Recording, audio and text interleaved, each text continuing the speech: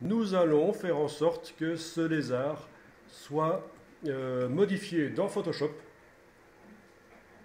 malgré qu'il est déjà intégré à une illustration avec des transformations. Donc c'est un peu plus compliqué que ce qu'on vient de faire. Parce que je veux conserver tous ces effets de transformation que j'ai mis, ces sous-calques imbriqués les uns dans les autres, etc., avec des effets de transformation sur chacun d'eux. Je ne vais pas perdre tout ça. Donc vous revenez à l'illustration du lézard et on va faire une mise à jour, une modification dans Photoshop du lézard. Voilà, alors certains d'entre vous n'ont pas ceci tout simplement parce que vous avez la frise de lézard sélectionnée, celle qui est soulignée, le nom est souligné en pointillé, ce qui veut dire quoi? Ce qui veut dire que dans la palette transparence, nous avons un masque d'opacité. Menu fenêtre transparence, voilà la palette transparence. Et si le masque d'opacité est la partie sur laquelle on est en train de travailler, votre palette des calques ne vous montre que ce qui concerne le masque d'opacité. Donc voilà d'où vient votre problème. Donc si vous n'avez pas tous les calques visibles, vous allez dans la palette transparence cliquer sur la partie gauche et tout redevient visible. Bon, allons-y. On va faire une sélection sur le lézard ici. Donc avec la flèche noire, vous pouvez englober tout le lézard. Voilà. On peut même déborder sur les autres. Ils ne se sélectionnent pas, ils n'existent pas. Ce ne sont pas des vecteurs. La seule chose qui existe, ce sont les vecteurs de base. On est d'accord, puisque c'est une transformation.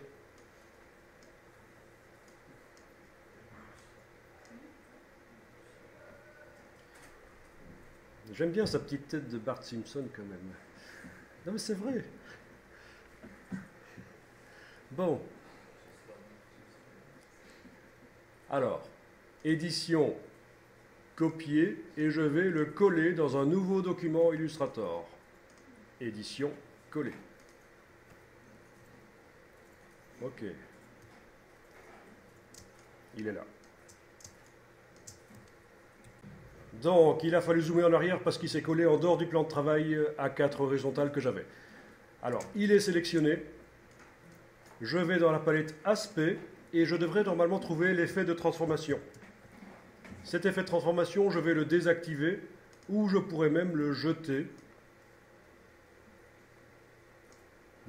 Voilà, je n'ai plus d'effet de transformation. C'est encore plus clair. Donc, il n'y a plus que le lézard original vraiment. Ce lézard original, je vais l'englober avec le plan de travail. Donc je peux prendre l'outil plan de travail et entourer. Voilà. Ah tiens, c'est un plan de travail numéro 2. Je peux cliquer sur le premier, touche suppression, il est supprimé. Oui, parce que dans Illustrator, on peut avoir plusieurs plans de travail. Très utile à partir de Illustrator 5.5 pour faire des sites web. Chaque plan de travail va être une page du site web. Et on va même pouvoir faire comme dans InDesign des espèces de maquettes, de gabarits. Pouvoir faire en sorte qu'il y ait un élément qui se reproduise automatiquement sur tous les plans de travail. Logique, hein, un menu par exemple, pour un site web. Ça se retrouve sur toutes les pages. Le contenu, le texte, les images changent d'une page à l'autre, mais le menu reste le même. Enfin, tout ça pour vous dire que dans Illustrator 5.5 et version suivante, le web s'est quand même assez bien développé. Alors, j'enregistre ce document.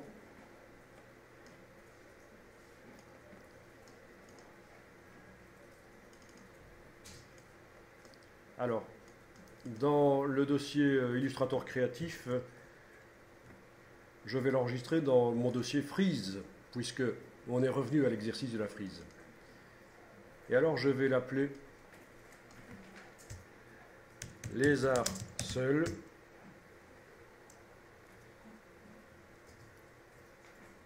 pour Photoshop. Voilà. Comme ça, on comprend bien ce que c'est. Lézard seul pour Photoshop. Je l'enregistre au format Adobe Illustrator. Voilà, voilà. Donc, j'ai ma frise avec tous les effets de transformation dessus. Et j'ai, par copier-coller, transféré dans un nouveau document Illustrator J'ai supprimé l'effet de transformation, donc je n'ai vraiment plus aucun effet de transformation sur ce lézard. Je l'ai enregistré sur le disque dur en l'appelant lézard seul pour Photoshop. Et donc mon but est d'ouvrir dans Photoshop, de mettre des effets spéciaux Photoshop dessus, et de le récupérer dans Illustrator, dans le document de la frise. Ok. Donc, dans Photoshop, je fais une nouvelle image. Fichier nouveau. Alors, je vais faire une image de... On va essayer à nouveau 500 sur 500. Ok. Je fais fichier importer. Donc, c'était des pixels. 500 pixels sur 500 pixels. Je fais fichier importer. Et je vais importer mon document lézard seul pour Photoshop.ai. Voilà. Ok. Le voilà, je valide avec la touche entrée. Alors, je vous rappelle que si votre plan de travail n'était pas assez grand, par exemple, si vous obtenez quelque chose qui ressemble à ça, c'est pas un problème. Vous prenez l'outil de recadrage et vous faites sortir en dehors des limites. Faites sortir les poignées, touche entrée, et vous avez ajouté de la zone. Donc l'outil de recadrage sert à recadrer, mais aussi à ajouter de la zone. Sinon, il y a également image, taille de la zone de travail, pour aller ajouter de la zone par où on veut. Voilà, alors, j'obtiens donc un objet dynamique dans Photoshop, rien de surprenant. Il y a des vecteurs là-dedans. Filtre, renforcement, accentuation, c'est juste un exemple que je vous donne. Et vous pouvez donner un effet spécial, voilà. Un effet glow grâce à l'accentuation des détails. Voilà. C'est juste un exemple. Hein. On pourrait faire 36 000 choses là-dedans. Ok. Alors, le document Photoshop, il n'a pas encore été enregistré. Il s'appelle sans titre 1. Ben, je vais l'enregistrer. Je vais l'enregistrer en Photoshop, évidemment. Format Photoshop, toujours dans mon dossier des frises. Et je vais l'appeler lézard seul, modifié dans Photoshop. Voilà. Donc ça, c'est le nom du fichier maintenant, lézard seul modifié dans Photoshop. Alors, si chez vous l'accentuation n'a pas donné d'effet vraiment visible, je vous invite à ajouter d'autres choses, n'hésitez pas. Par exemple, je peux ajouter du bruit, donc du grain. D'accord? Menu filtre, bruit, ajout de bruit. En tout cas, arrangez-vous pour qu'on voit réellement qu'il y a eu une modification. Là, je vais faire fichier enregistré. Et donc, mon fichier Photoshop est mis à jour sur le disque dur.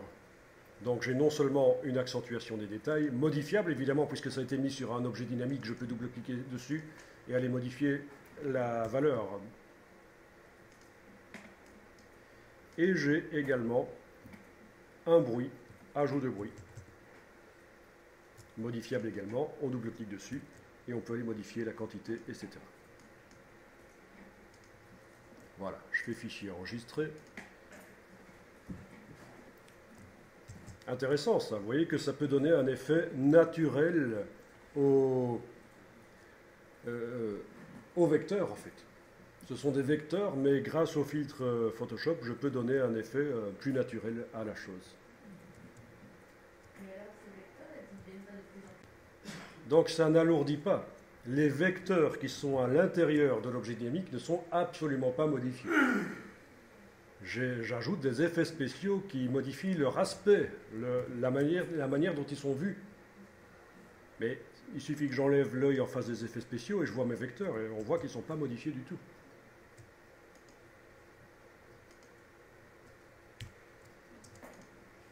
Bon. Donc, c'est enregistré sur le disque dur. Je vais maintenant dans Illustrator et je vais sur ma frise avec symétrie. Alors, pour ne pas faire de gaffe, je vais l'enregistrer sous un nouveau nom, ma frise avec symétrie. je vais lui mettre un nouveau numéro et je vais indiquer que c'est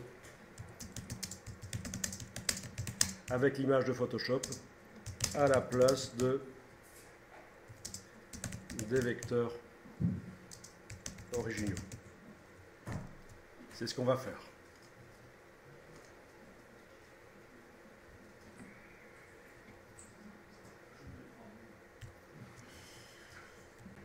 Donc, je suis dans le document Illustrator avec la frise.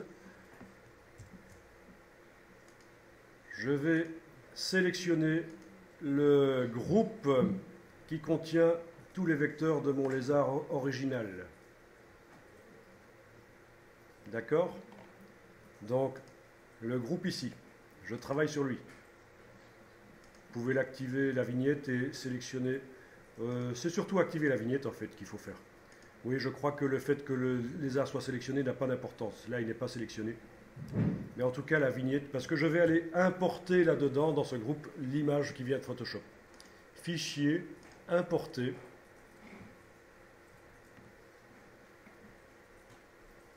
Oui, il y a même plus simple à faire encore. Non, je préfère ne pas vous montrer ça maintenant. Juste après, je vous montrerai. Donc, qu'est-ce que j'importe? Le lézard seul modifié dans Photoshop. Un fichier lié, hein, attention, c'est important. Si je veux pouvoir les modifier, les choses dans Photoshop, et que ça se répercute dans Illustrator, les effets spéciaux.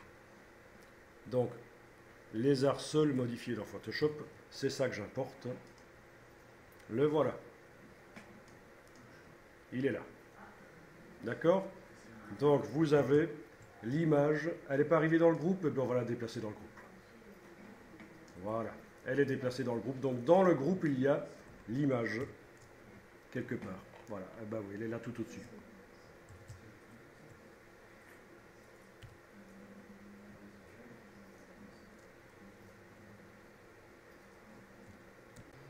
Donc voilà, c'est un peu bizarre pour l'instant, mais ça va marcher. Si je bouge l'image, ben on voit qu'elle se répète, etc. Donc voilà. Elle subit les transformations multiples. Bon. Alors, cette image, je vais la laisser sur le côté, là. Je vais mettre des repères. Alors, menu affichage. Affichage et règles. Afficher les règles. Ou vous faites commande R sur le clavier.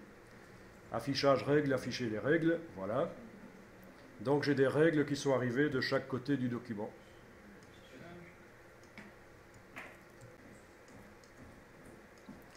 Alors, mon lézard original, il est là. Je vais zoomer.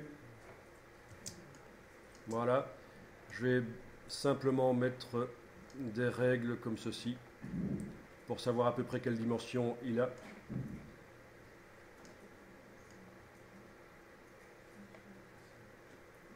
Voilà. Et puis, je sélectionne l'image et je vais uniquement l'image. Ah oui, vu qu'elle est dans un groupe, si je clique sur l'image avec la flèche noire, tout le groupe se sélectionne, y compris le lézard. Donc, je sélectionne l'image comme ceci.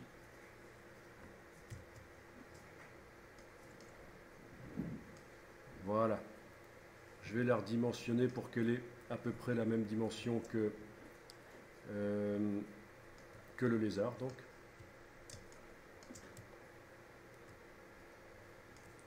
Ok, ça va? À peu près. Elle doit être plus grande parce qu'en fait, on a un petit problème. Oui, on a un petit problème ici. J'ai oublié dans Photoshop d'enlever le fond blanc derrière. Donc je retrouve mon fond blanc dans Photoshop. C'est pas un drame. Regardez ce que je fais. Dans Photoshop, j'enlève l'œil en face de l'arrière-plan. Je fais fichier enregistrer. Et dans Illustrator, je fais une mise à jour. Et j'ai vraiment de la transparence autour maintenant. Ok. Donc je vais agrandir ça. Après, il faudra faire un recadrage plus serré dans Photoshop. Mais ça va fonctionner. Voilà. Ok, ça marche. Donc on a le résultat qu'il faut. Hein. La dernière chose à faire, c'est... Il suffit de sélectionner le lézard vectoriel et de le supprimer. Donc j'enlève l'œil en face de l'image temporairement. Je sélectionne mon lézard vectoriel ici, je le supprime, voilà. Ah, il m'a supprimé. Ah oui, forcément, si j'y vais avec la flèche noire, il sélectionne tout le groupe, y compris l'image. Donc flèche blanche. Flèche blanche, j'englobe mon lézard vectoriel, je supprime, je réaffiche mon image. Donc le groupe n'a pas été supprimé, parce que là, il y avait une partie du groupe qui n'était pas sélectionnée, parce que j'y suis allé avec la flèche noire. Et voilà, et j'ai donc mon lézard de Photoshop avec l'effet de transformation. Donc j'ai réussi à remplacer les vecteurs originaux du lézard par une image en quelque sorte. Et toutes les transformations multiples que j'avais faites sont toujours là. Il y en a 3. Donc le même effet que précédemment. Et voilà, et puis il faut que j'aille modifier les choses si nécessaire. Donc c'est pas évident, mais c'est la suite logique de ce qu'on avait vu avant. C'est-à-dire pouvoir remplacer un élément, décider à n'importe quel moment qu'un élément vectoriel qui fait partie de ma composition, je le fais passer par Photoshop. Donc je vous rappelle la procédure, nous avons sélectionné le lézard original, nous l'avons fait passer dans un document Illustrator que nous avons enregistré sous le nom lézard seul pour Photoshop. Nous l'avons importé dans Photoshop, dans une image Photoshop, nous l'avons importé en tant qu'objet dynamique, on a mis des effets spéciaux, on l'a enregistré sur le disque dur, puis dans Illustrator, dans l'illustration, on a mis l'image à côté des vecteurs originaux dans le groupe, on a redimensionné l'image et puis on a supprimé les vecteurs originaux, et voilà. Donc en fait c'est quelque chose qui n'est pas impossible à faire. C'est un peu compliqué, mais qu'est-ce que ça vous donne comme possibilité créative de pouvoir faire passer des vecteurs dans Photoshop quand même? C'est quand même autre chose qu'un lézard vectoriel, sans matière. Il y a de la nuance qui a été mise automatiquement grâce à l'accentuation des détails. Il y a de la lumière qui a été créée automatiquement. Il y a de la matière qui a été créée par l'ajout de bruit. Voilà, voilà. Ok, ça marche? Bon. Alors, pour ceux qui se poseraient la question, je vais montrer, mais vous le savez, qu'on peut modifier la géométrie originale aussi. Hein. Voilà. Par exemple, je vais aller faire un lézard à 2 têtes. Ben oui. Donc, je vais aller prendre les outils. Alors,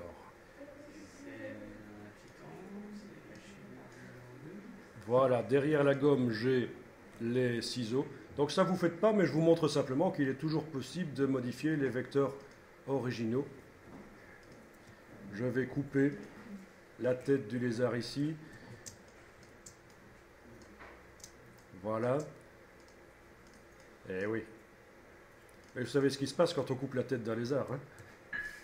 Il y a le reste du corps qui s'en va. Et puis ça repousse après. Ou alors je confonds avec la queue peut-être. À mon avis, je confonds avec la queue. Ok. Je rigole.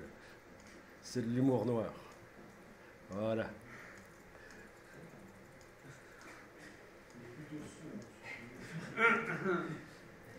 Ok. Donc la plume. Voilà. Plume. Voilà.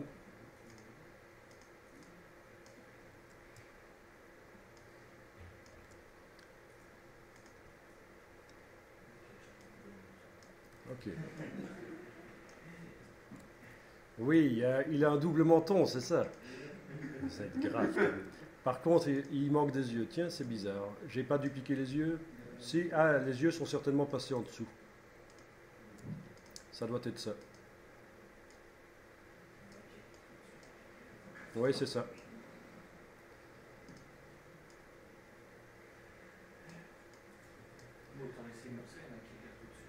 Voilà. Donc, j'ai mon lézard à 2 têtes. Il n'a plus les dessins sur son dos? Ok, c'est sans doute ceci que je dois faire passer à l'arrière-plan. Alors, tout le contour. Oui. Objet, disposition, arrière-plan. Plus les contours ici. Oui, ça demande un peu.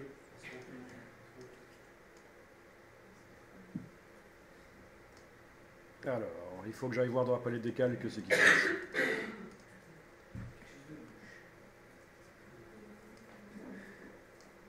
Voilà, bon.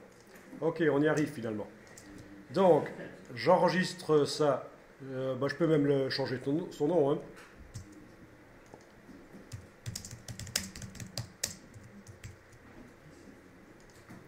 Voilà.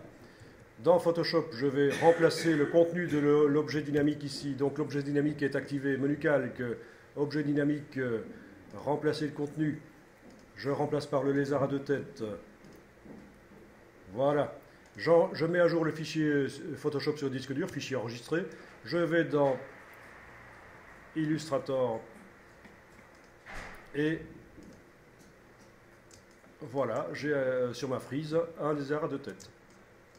Donc facile, enfin facile quand on a compris un peu le mécanisme.